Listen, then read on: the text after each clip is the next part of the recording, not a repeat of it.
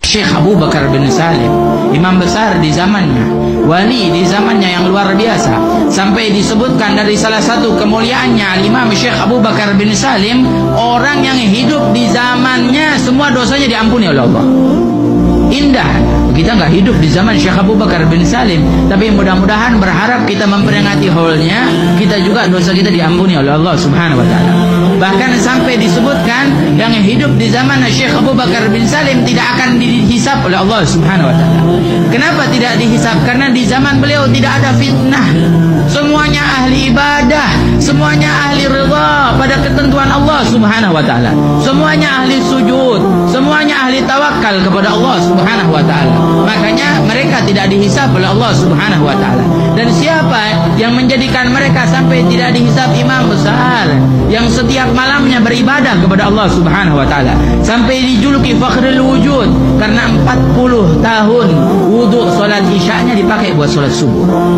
Kita jangankan 40 tahun, belum tentu satu hari kita pakai wudu isya buat salat subuh. Berarti tandanya apa? Malam enggak tidur ibadah kepada Allah, munajat pada Allah, sujud pada Allah, berzikir kepada Allah Subhanahu wa taala. Inilah keadaan beliau, dan beliau sampai derajatnya tinggi, tidak pernah mematahkan hati setiap hamba Allah, tidak mengecilkan hati setiap hamba Allah. Bahkan Syekhuna Al-Habib Umar pernah menceritakan, pernah datang seorang ibu datang ke rumah Syekh Abu Bakar bin Salim bawa makanan dari jauh.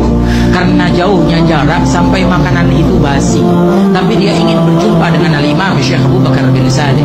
Tapi ada muridnya di depan pintu bilang, Syekh Abu Bakar sedang istirahat, nanti saja datangnya. Diusir ini orang, diusirnya dengan pelan, dengan baik.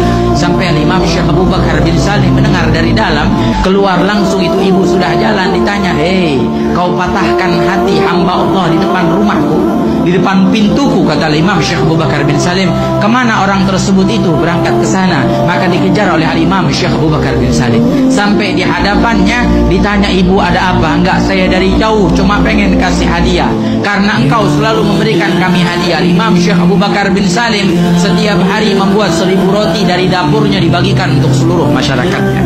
Akhirnya apa? Oh, ini buat saya, kata Imam Syekh Abu Bakar.